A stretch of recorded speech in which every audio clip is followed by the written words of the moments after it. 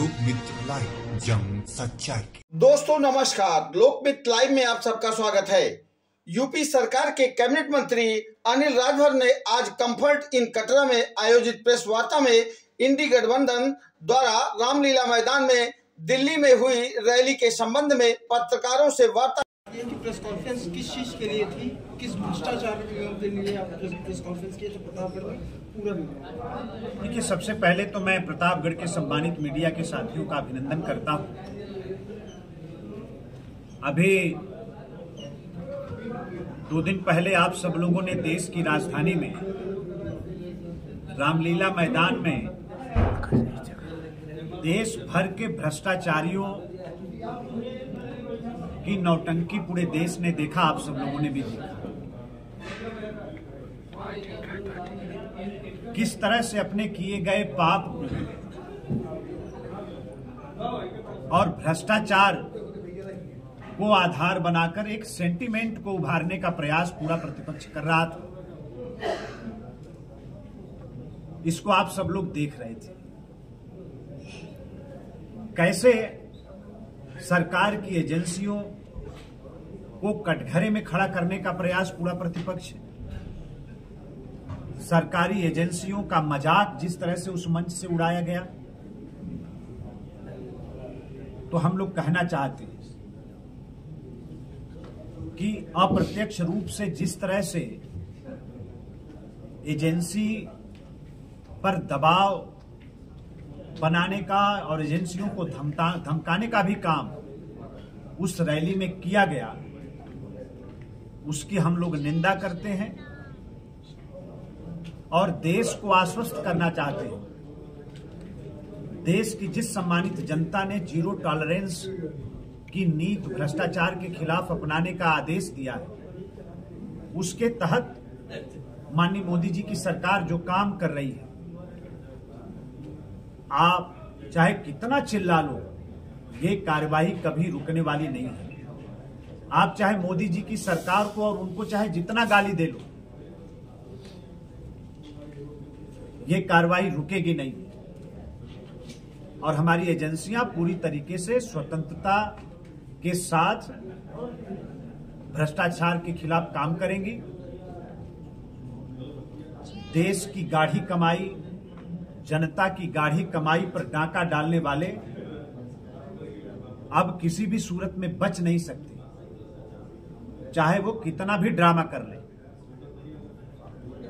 जिस तरह से देश की जनता को चुनाव के वक्त बेचारा बनकर और गुमराह करने का जो कुत्सित प्रयास प्रतिपक्ष के द्वारा किया जा रहा है, उसकी भी हम लोग निंदा करते हैं।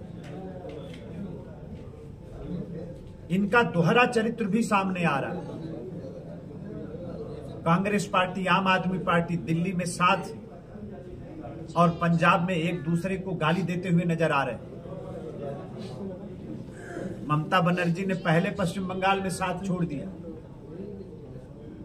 और चुनाव का जब परिणाम आएगा तो पूरी गारंटी के साथ मैं कहना चाहता हूं कि एक दूसरे को ये दोबारा फिर से गाली देते हुए नजर आएंगे। तो इस प्रेस के माध्यम से सभी सम्मानित जो दर्शक हैं, हम लोग उनको आश्वस्त करना चाहते हैं कि ना ही सरकार और ना ही हमारी एजेंसियां दबाव में आने वाली हैं। जो लोग भी देश का धन लूट रहे हैं, कभी भ्रष्टाचार किए हैं, उनके खिलाफ कार्रवाई होती रहेगी। ये कार्रवाई रुकने वाली नहीं है। अजय निषाद की बात करें, मुजफ्फरपुर से बीजेपी के सांसद हैं, वो छोड़ के कांग्रेस में जा चुके हैं। ऐसा क्या बीजेपी ने उनके साथ छल दिया कि वो अब कांग्रेस का दामन थामे? देखिए, राष्ट्रीय नेतृत्व सबके टिकट को तय करता है। उम्मीदवार कौन रहेगा पार्टी का, ये राष्ट्रीय नेतृत्व का विषय है। और स्वार्थवादी लोग बहुत दिन तक भाजपा में नहीं रह सकते। समय समय पर हर कार्यकर्ताओं की भूमिका भी बदलती रहती है। राष्ट्रीय नेतृत्व ने कोई फैसला किया होगा, वो स्वतंत्र हैं पार्टी में रहने के लिए भी और नहीं रहने के लिए भी। चुनाव का समय है, बहुत से लोग हमारी भी पार्टी में आते हैं बहुत से लोग, अपनी स्वतंत्रता के नाते, अपने स्वार्थ के नाते हमारा दल छोड़ भी सकते हैं, ये कोई बहुत बड़ी बात नहीं। कभी अखिलेश यादव के साथ रहने वाली पल्लवी पटेल आज की डेट में पीडीए, एआईएम और पल्लवी पटेल का गठबंधन हो चुका है। अब अलग से सुनो, क्या कहना चाहेंगे, क्या रिएक्शन देंगे? कोई हमारे अभियान पर कोई ऐसा फर्क नहीं पड़ता। देश में फिलहाल किसी भी गठबंधन की और जो प्रतिपक्ष के तरफ से जो भी प्रयास हो रहा है उसकी कहीं कोई स्वीकार्यता नहीं है। हमारे कार्यकर्ता जमीन पर हम सब लोग काम कर रहे हैं। अभी ये लोग गठबंधन बना रहे हैं, सीट शेयरिंग को लेकर झगड़ा कर रहे हैं, और 1 महीना से भी ज्यादा हो गया हमारा लोकसभा स्तर पर हमारे चुनावी कार्यालय खुल गए, विधानसभा स्तर पर हमारे कार्यालय खुल गए। भारतीय जनता पार्टी चुनाव में बहुत लीड ले चुकी है, हम बहुत आगे निकल चुके हैं।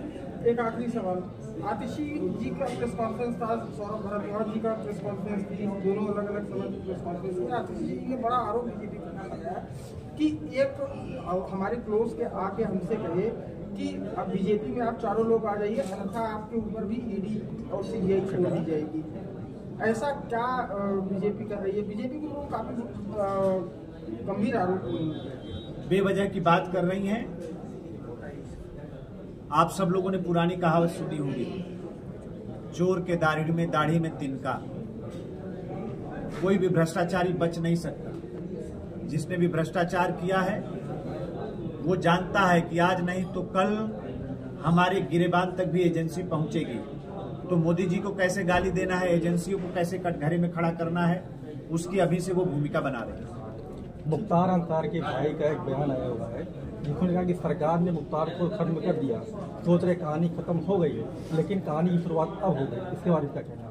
उनके परिवार ने जो मांग की थी सरकार ने उसको मान लिया है, जांच बैठा दिया है सरकार ने। अब हम सब लोगों को जांच की रिपोर्ट आने तक इंतजार करना चाहिए। बुलंदशहर में जो पुल निर्माण चल रहा था वो बीच में ही भरभरा कर धाराशायी हो गया, तो ऐसे में अखिलेश यादव ने सरकार को घेरते हुए बंदर बाट का आरोप लगाया। इस पर आप क्या कहेंगे? माननीय मुख्यमंत्री जी ने उसमें जांच के आदेश दिए हैं, और जो भी अधिकारी या जो भी ठेकेदार उसके दोषी होंगे उनके खिलाफ कार्रवाई सुनिश्चित करें। छोटी बड़ी खबरों को पाने के लिए लोकमित्र लाइव चैनल को सब्सक्राइब करें ताकि लेटेस्ट अपडेट आप तक पहुंचती रहे। धन्यवाद।